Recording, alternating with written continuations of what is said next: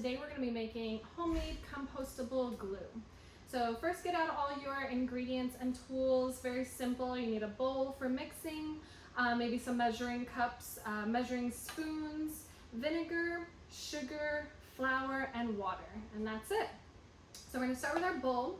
We're going to add 3 tablespoons of flour. Flatten it out there. 1, 2, and 3. All right. And then we need 1 teaspoon of sugar.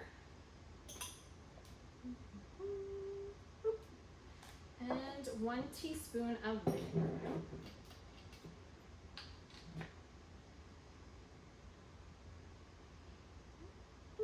All right. Perfect. And we're going to add our 1.5 cups of water. And just give it a nice stir, get it all mixed up, get those lumps out.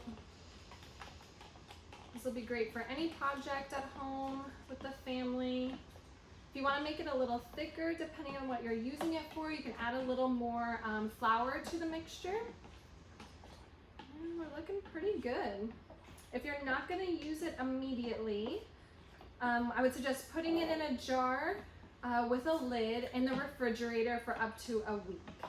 All right, I think we're good. 1 little lump.